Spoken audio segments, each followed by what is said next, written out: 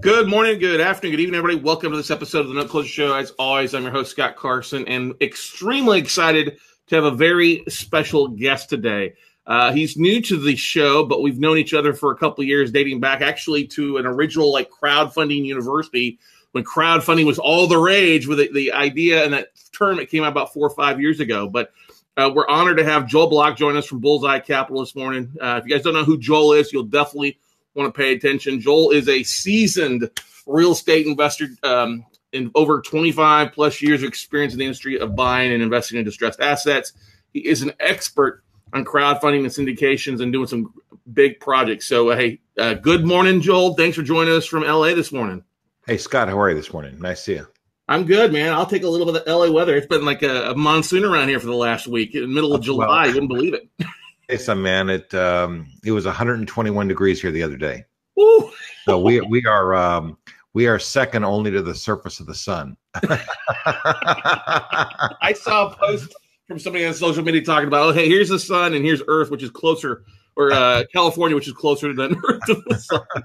It's shockingly hot, but it cooled down. It's come down 10 degrees every day. So it was 120, then 110. Yesterday was 100.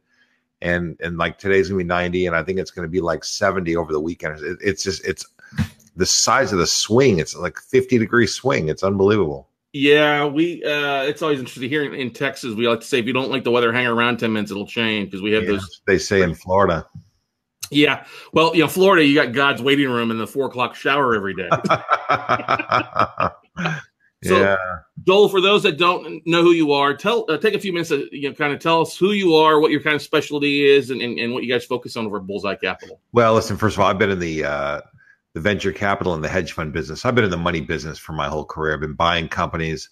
I started in the CPA business as a youngster, and then went into venture capital. Well, I actually fell into at Price Waterhouse when I was a youngster. I was assigned with an army of other guys to do the tax returns for 500 partnerships that were buying real estate or some kind of assets. And I hated doing the tax work, but I just loved reading the partnership agreements. And I thought, you know what, this is exactly the business that I want to be in. This is perfect for me. So I quit the firm, started a little real estate syndication firm. We tied up our first deal. We cold called a bunch of doctors. We broke every rule there was. We did everything you're not supposed to do, but we were just kids. We didn't know any better. And we got our first deal up and running, and then we bought a shopping center, and then we bought this, and we did a total of about 8 deals, which worked out pretty well. And by about 1990, when the market started to change, I fell out of that and fell into a venture capital transaction. Now, once you learn how to raise money, raising money for real estate, raising money for venture, if you want to buy a yacht, you want to do a bridge, you want to buy a hotel, it doesn't matter what. Once you learn how to raise money, the skills are all the same. It doesn't make any difference. So I raised $10 million for this venture transaction and went to Wall Street. The guy that I had become partners with invented this concept. The two of this concept of delivering stock quotes to investors. Wait for it, by fax in 1990, by fax machines. Not even everybody had a fax machine back then, which was incredible. So anyway, but I succeeded in getting a large brokerage firm on Wall Street so excited about this that they bought subscriptions for us, and they wrote a check that was so big that our investor got all our cash back in 6 months. So it was a king size sale. And listen, raising money is all about success. So you raise some, you do good. You raise some more, you do good. You raise some more, and after a while, you can get all you want. And that's the reason why I tell people that you have to deliver some success in order to be able to raise some money. So it's the nature of the beast. But anyway, so I built that company. I ended up selling that company to a Fortune 500 company in 1995, and then I just started buying and selling other companies. And I stayed in the venture business probably for 15 or 18 years. And then in 2010, I started my Bullseye Capital Fund, which buys distressed assets, and we bought a note fund. We've done a lot of different things. So that's it. I mean, that's what I do. I'm in the deal business. I buy and sell companies. I mean, I've done what a lot of guys wish they could do, and I make it happen. Good stuff. So let's talk about where do you see the market going at right now? Where are you focused on? I go back and forth with real estate. I kind of have a love-hate relationship with real estate. On the one hand, it's a real stable asset. It's kind of a boring asset. I go back and forth. As much as venture frustrates me, I find venture more exciting. Real estate's more predictable. It's easier to understand. There's less moving parts. So I just go back and forth between those things. But, real estate, I think that the money's made in real estate, and that's where you got to make the money is in real estate. And so you want to count on that, whether you do it with the physical asset or you do it with the paper. I mean, there's a lot of different ways to make that happen. But real estate is a very dependable asset class. And, exciting or not, that's where the money is. Good stuff there. Yeah, the market's changed quite a bit in the last 8-9 years on the real estate side. And I know you're big into following kind of economic trends too, correct? Seeing what's going on in different parts of that. Are you starting to see a change in the markets and things like that are affecting real estate? Because I know in California, it's crazy out there as price is going through the roof. We see that here in Austin quite a bit as well, not extreme, but what always concerns me is when I start seeing, especially in the MLS with properties being sold, where appraised value will not dictate sales price is always kind of a concern. Where do you think things are going to go next? I do a lot of media. I do a lot of commentary, on the media and, terrestrial radio and just, so kind of mainstream stuff.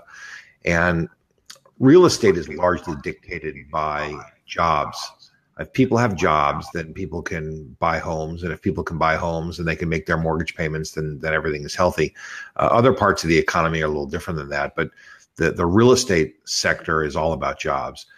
California is a unique case. And we don't buy in California because California is very unpredictable. I mean, first there's a bubble, then there's a crash, and there's a bubble. I mean, it just goes back and forth. We build housing units in Austin. And that's a very predictable environment. Take a look at Austin, for example. So you got I-35 that runs right down the middle of your city. It's terribly narrow. It's a terrible freeway. It's old.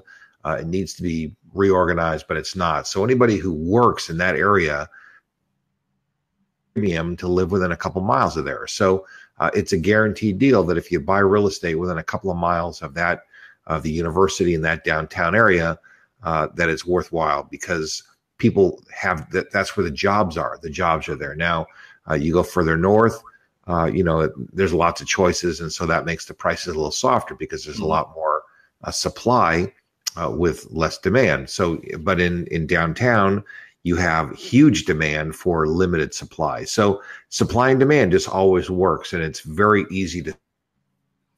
And that's a big part of how you have to think about real estate. So you have to look at every city. And what that means is you have to know the city.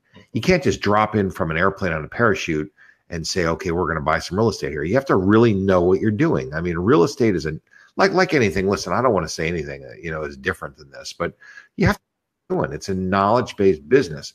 And if you think you can jump in and not know what you're doing, then you're a beginner. Professionals make more money in 5 days than other people make in 5 years. Why? Why is it? Well, there's all these reasons. We can see things other people can't see. We have knowledge other people don't have. And I'm not talking about, inside information. I'm just talking about we just have the inside track. We understand what's going on. And having been in the money business for a long time, I pride myself in knowing what's going on. What mistakes do you see in people? What are some of the biggest mistakes you see people making out there as they're raising capital these days? Because I'm sure you see things that just want to pull your hair. I'm like, what are you doing? I'll tell you the first one. I have people, and they the first one. I would put it like this: just because somebody has money in their checkbook has nothing to do with them giving it to you. I mean, that may sound so obvious. Although maybe some people are saying, well, why would it be obvious?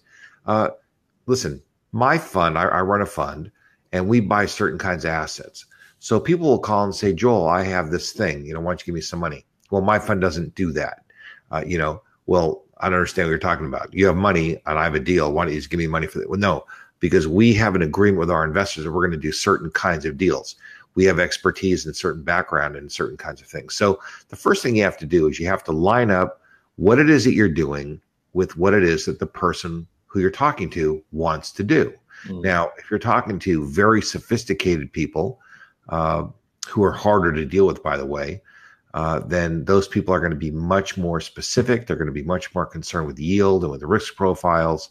They're going to be much more concerned with very complicated things that you may or may not be able to answer their questions, which is why there's frequently not a love connection with these professional investors. Another thing is everybody thinks that they're going to get $1 billion.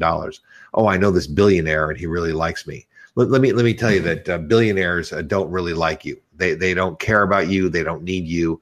There isn't anything that little guys like us bring to the table that billionaires need. Billionaires have an entourage. Once a guy gets to a net worth of 20, 30, $50 million, an entourage starts to build.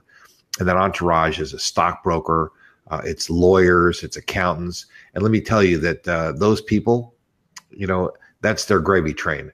They are surrounding that person, not because the person pays them to, but because that's their meal ticket.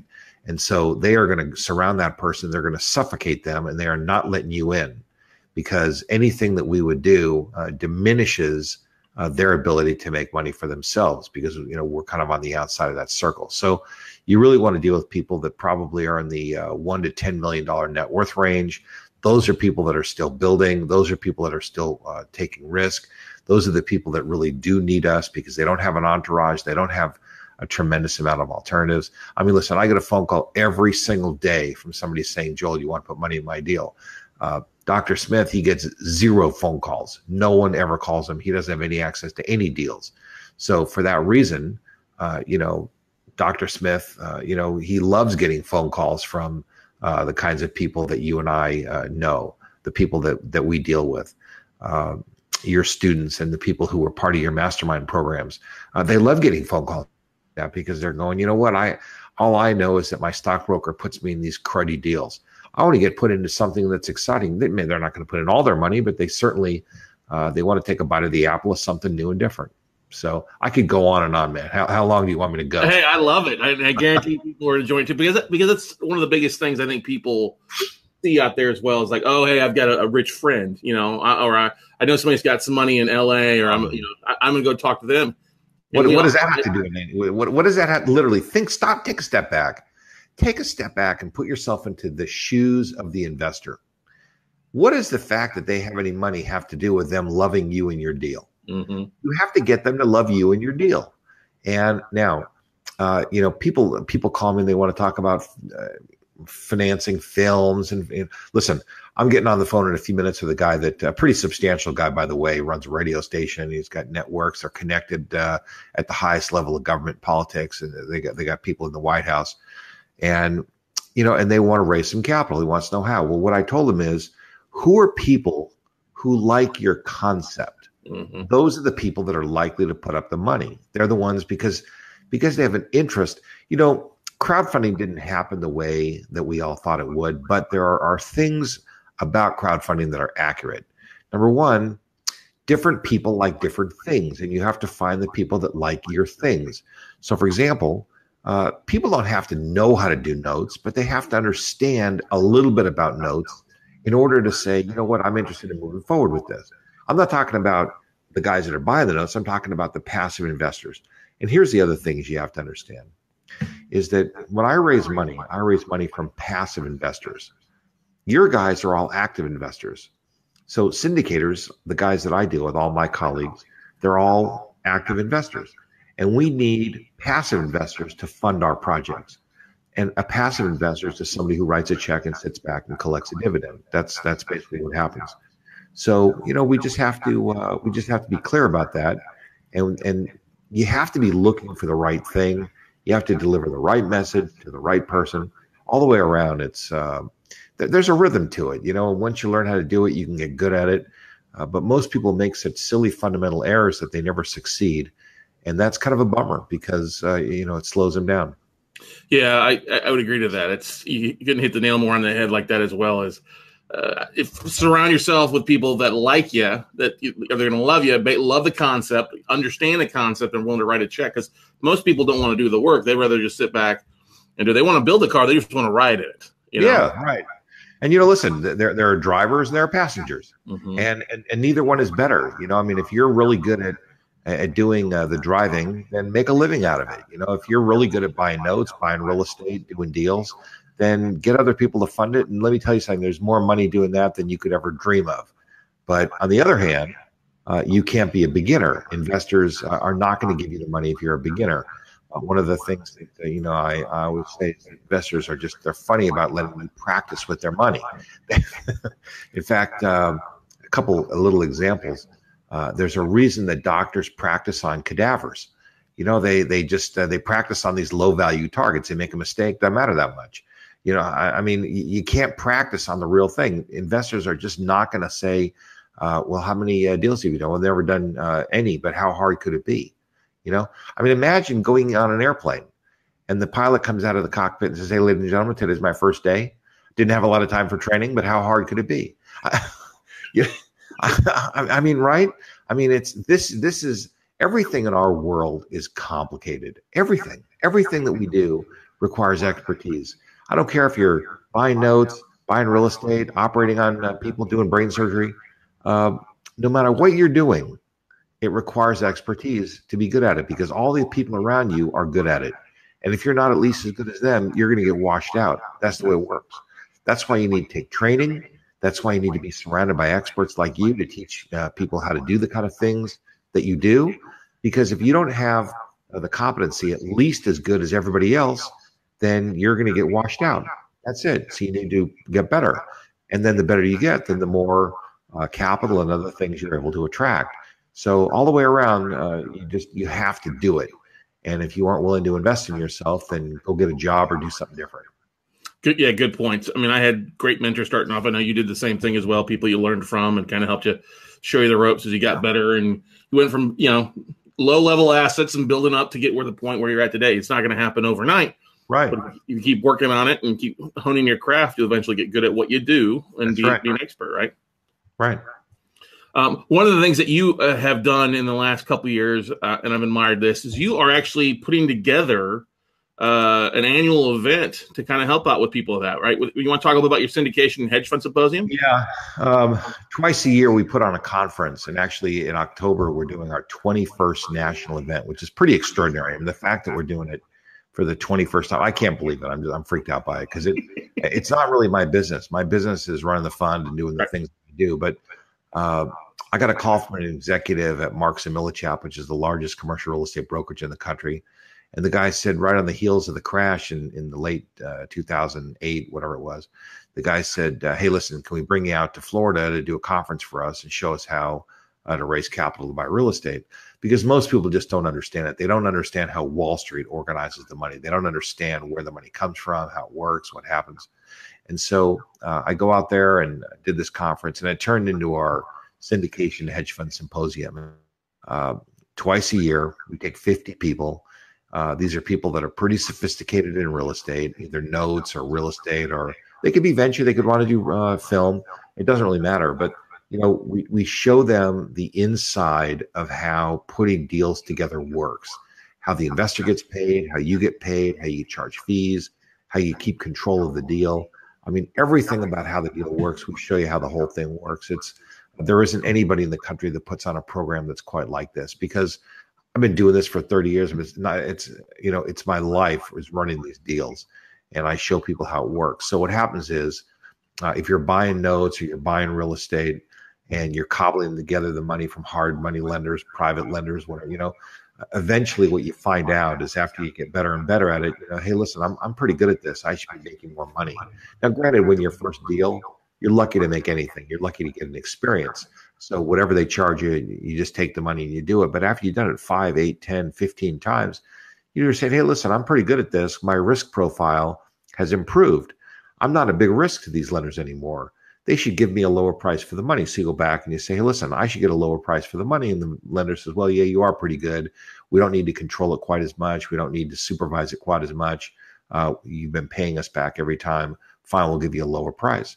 But there's a certain limit to what they're willing to do. They're not going to take you down to the floor. They're not going to take you down to nothing, right? They're going to, they still need to make their profit, which is going to be, still 12, 13, 14%, whatever the number is.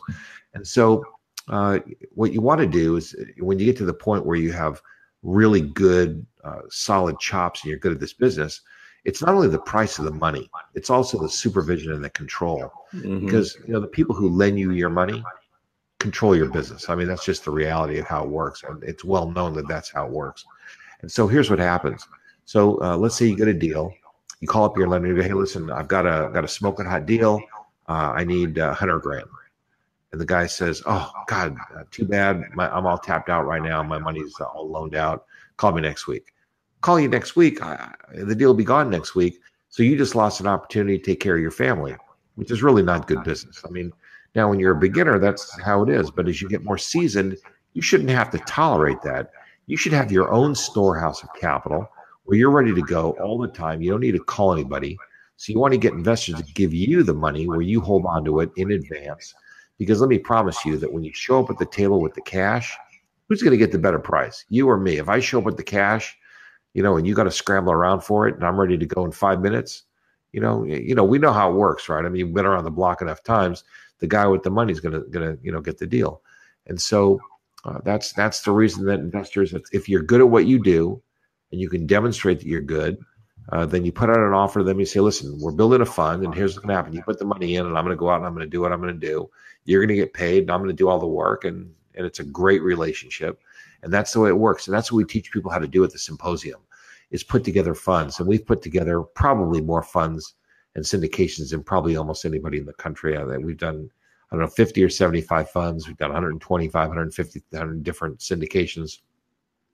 So we've done an awful lot of volume of stuff. Our guys have raised hundreds of millions of dollars, and they're out there doing tons and tons of deals. And they're, and what's interesting is a lot of them, Scott, are guys like you that they're the educators. And so what they'll do is you'll say to an audience, people, listen, if you like what we're doing, go over on the right and I'm going to show you how to work this. But if it's too much work, then go over to the left and just put your money in the fund. And so, it just increases the number of opportunities and ways that you can work with people. So a lot of guys that you've heard of and that everybody who's listening has heard of are our clients. I don't name drop, but that's just suffice to say that we've built funds for a lot of those guys. Yeah, it definitely. I know some of those, and so definitely a well worth event. What's the next one? Is it? It's in October, isn't it correct? Yeah, I think it's October 22nd. I think it's 21, 22. It's a 3 or 4 day event. And actually, we're actually tacking on a special 1 day extra thing. It's using social media to attract investors. So we're adding on a whole other thing. It's just we talk about building the fund, but there's a particular guy that I've become very good friends with that is just really, really great at Twitter and Facebook marketing and some of this other stuff. And, using the legality, because, as much as crowdfunding didn't blow up the way we all thought, there are laws that make using the social media networks legal. And so it works. And so we can take advantage of that. Yeah, because that's one of the big things that I think was just drilled into our head with Scott Purcell at that crowdfunding event. It's still all about the crowd, all about growing an audience and getting them excited about what you're doing. You can't be just sitting there, be the Unabomber in your house, not doing anything, getting out and be not social. You still got to get out and talk to people to raise capital. Now, that's what marketing is. Marketing is really about assembling a crowd or a tribe of people who like you, that trust you, that follow you, that think that you're the cat's meow, and you make it happen. Yeah. Question for you. Is there an amount you see, because there's costs to go with putting a fund together. Is there a dollar amount with the funds that you've helped people create that makes it worthwhile at that point? Because, you're not going to put together a fund for a $50,000 deal or a half a $1 million deal. I've always kind of said that if you've done around $5 million in private transactions, that's really when you need to probably start looking at it. Do you agree, disagree? Think the number's less, higher? $5 million in private capital is a lot. It's a lot. It's a lot harder to get there than you think. So I would tell people that it probably the early break even starts at probably between 300,000 and 500,000. Okay. And so you got to raise 300,000 to 500,000. And then here's the thing about a fund is the fund grows over time. It doesn't, so you have a window where the fund is open for investment. And so, you got to raise your early amount. Let's say it's a couple 100,000. You got to get in the fund for it to open. And then once it's open, then you can keep adding, 50, 75 people come in, you'll meet people in your life. I'll put in 50, you'll put in 75, I'll put in 100, whatever. I mean, basically all we're doing is we're taking something, we're slicing it up like a loaf of bread, and they just buy a slice, whatever slice they want. And so over time, your fund will grow from, 300,000, 500,000 to 750 to $1 million. Next thing you turn around, you got a couple $1,000,000. And so, you're deploying the money all the time. The thing is that a lot of people, they pull numbers out of the air like 5 million. Well, forget about the fund. If I gave you $5 million today, could you deploy it right away? Well, if the answer is no, then what would you want $5 million for? Because you have to pay the investors, the equivalent of a dividend. The money's not free. I mean, it's less painful than a hard money lender, but it's not free. I mean, you still have a responsibility to deliver some return. So why would you do that? I mean, that's really what the question is. So long and short is that it probably starts 300,000 to 500,000. It grows from there.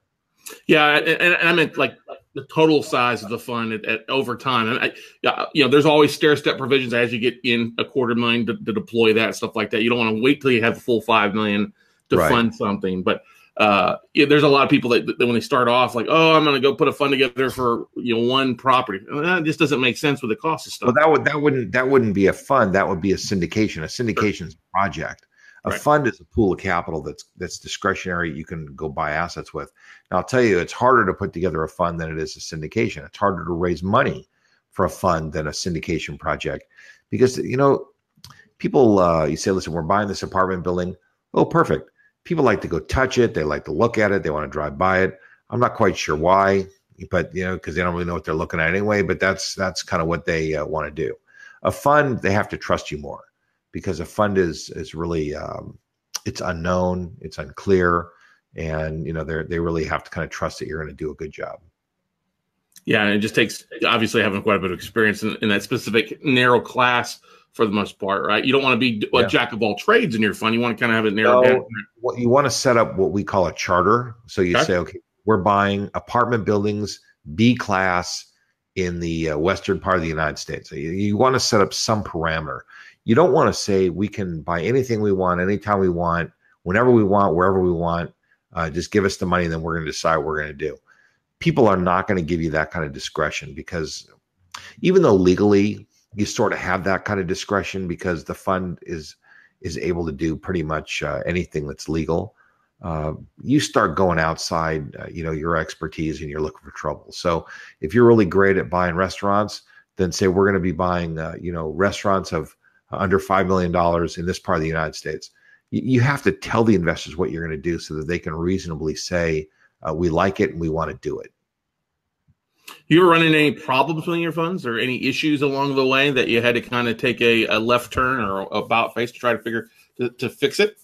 Yeah, I mean, listen, it's the deal business. I mean, every single deal has problems. And, sometimes, we bought some assets that didn't work out too well and we're liquidating those assets, and that's has not been profitable. So, you have to take some lumps, and you got to let your investors know that there are some lumps. I mean, so listen, it's real. I mean, it's what it is, so every day is not roses and flowers, I mean, it's you do your best, but every day is not perfect.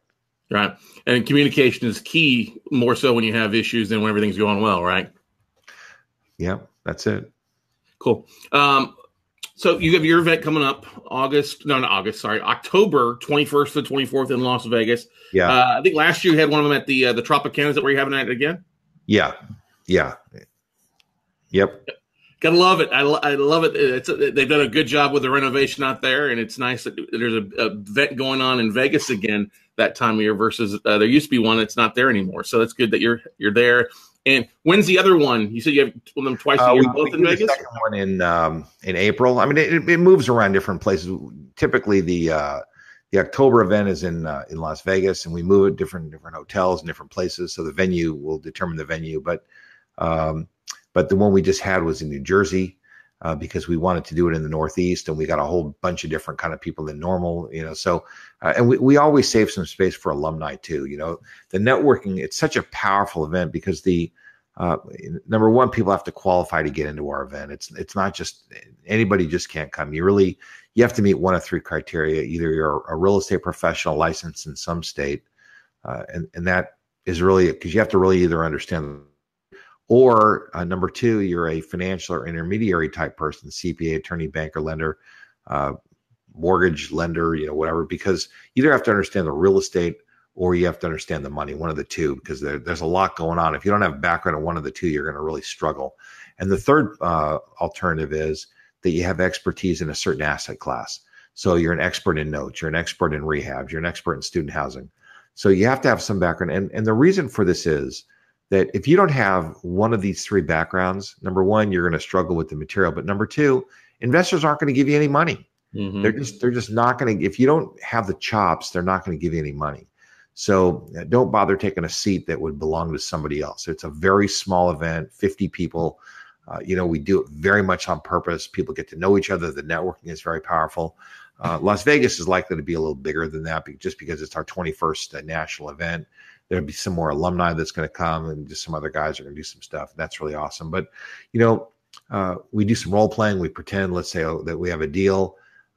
Guys will come up in front of the room and they'll pitch their deal to the audience who pretends to be investors at a country club. And, and then they practice, and we talk about how to structure transactions, and guys leave understanding how this business works. There's nothing for sale. It's not a carnival. I mean, people come, they pay, they learn, and it's for the most serious people. So if you're serious, then this is something you want to think about. That's I'm glad to hear that. It's always the great thing is that you can actually role play and work through things. Just a lot of people just, I'm just going to put a fund together and wait for them to start rolling in through the door, wait for the phone. I could go on. I wish we could do a whole segment on all the funny things that people think, all the stupid things people do. But here's another one. Is Joel, listen, I really don't want to learn how to do this. I don't really care about any of the stuff you have to say. Just introduce me to a rich guy and I'll do the rest. And the answer is no, you won't. You're not going to be successful. I've had guys, I can't tell you how many guys have come to our symposium that they call me up and they go, hey, listen, we've already got everything organized. The attorney already did all the work and all the stuff. Well, how's it going? Well, we haven't raised any money yet. Well, what's going on? Well, I don't know. I just can't, it just seemed like something's going on. I just can't get the investors to say yes or whatever it is. And why not? What's the problem?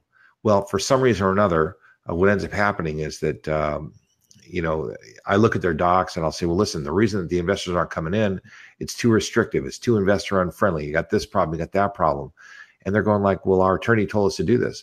Well, attorneys, are not in the deal business. Attorneys are in the legal business. Attorneys shouldn't be giving you business advice. They shouldn't be the one telling you how to price your deal, how to pay your investors. That's not what they do. They aren't sensitive to what the market is. They aren't sensitive to a lot of the big issues that we're all dealing with every single day. And so you really want to be very careful who you take your advice from. So for all sorts of reasons, listen, people come out, they learn a different skill. You have to come out open-minded. You have to come out and really understand, how it works. And once you do that, then, people come away and they go, wow, boy, I really have been making a lot of different mistakes. And there are a lot of mistakes that people make, a lot of mistakes. Yeah. And it's really putting people in a room to kind of mastermind together with experience and things like that to really kind of help them see the things. Because if we're so close, we often can't see mistakes we're making. Well, that's the power of the network, is that people then meet each other. And what ends up happening is that, 6 months from now, they put their deal together and they'll have friends to call and say, listen, hey, I'm putting together a deal. I'm buying a piece of real estate. I'm buying this. I'm buying that. You have anybody you want to put in my deal? I might have somebody put in your deal. Here's another thing, is that when you have a self-directed retirement account, let's say we each have our own, I can't put my own money into my own deal. So I have to put in other people's deals. So people invest in each other. So there's a lot going on, and the value of the network is tremendously powerful. I could not agree more with you on that, because it's really important about getting out and just talking to people, networking, learning from mistakes, but also seeing what others are doing, because you never know what's going on, and sharing the knowledge that everybody has coming from different arenas too. Right. Exactly. I have a kind of an oddball question for you. Do you host at the end of October so you make sure and watch the World Series? That is exactly the reason. You wouldn't believe that. That's exactly the reason that I do it in Las Vegas, because I love to watch the World Series in Las Vegas. And, I'm a longtime Dodger fan. I'm a season ticket holder. And this year, if you could believe it, for 29 years, we haven't been in the World Series. I had World Series tickets, and the World Series tickets that I held were right during the symposium, and so I couldn't go. But it turned out okay. Because I got Game 7, and we went all the way to Game 7. So I got to go to Game 7. It wasn't a great Game 7, by the way. But I had to wear my Giants shirt today for you a little bit there. It was a joke all the way through the whole symposium that I didn't get to go to see the. I was supposed to be at Game 2. We actually all sat and watched Game 2 in the lounge all together. So it was fun. I was in Vegas at Caesars for the couple games of the World Series, just out for some fun, and I was thinking about that. I was like, Joel, where's Joel? He's got to be around here somewhere. Yeah. Well, listen. If you follow me on Facebook, you know I'm out at the ballpark all the time. So. Oh yeah, definitely so. Well, hey Joel, I don't want to take too much of your time. I know you got a very busy day. I want to say thank you for joining us here on the No Close Show podcast. For those that want to reach out to you to get more information, either a fund or the upcoming event, how do they reach out to you? They can learn more about the symposium by going to dealmakingsymposium.com. They can go to bullseyecap.com. Bullseye Capital is my company, so bullseyecap.com. Or they can just find me online. I'm very easy to find, Joel Block, and just look me up, and I'm out there. Good stuff, man. Well, hey, man, have a great day. Thanks for being a part of it, and we'll touch base in the future. I'd love to help you out if you need some help marketing the event. Glad to help you out with that as well. Hey, listen, we'll do this again. If you got more questions, I mean, these kind of questions are fun to answer, and I'm sure some of your folks could. Unfortunately, they're all. I don't mean to make fun, but they're all making these mistakes. So let's help people not make these mistakes and be more successful. I mean, listen, if people had more money, more capital, they could do more deals, and they could use more of the stuff you teach them how to do. So these things all work together, the capital and the deals and the skills, and you have to master. First, you got to kind of master the underlying skills. But once you do that, then you got to master the money. And, if you don't master the money, you never get to the next level. Great point there, Will. Hey, man, have a great day. Wish you Dodgers well. Go Giants. and we'll talk to you later. All right, man? All right, buddy. Take care. Thanks, man. Bye. All right, guys. Hey, that's going to wrap it up for this episode of the No Close Show. Go out and make something happen. Like Joel said, hey, master your craft and master the money. And that's where really the magic of it is, bringing the money to the deals. So you got to master both of those to understand and really identify opportunities in the market, not only for yourself, but understand what your investors are looking for and have them fall in love with you or what you're focused on. So have a great day, guys. We'll see you all at the top.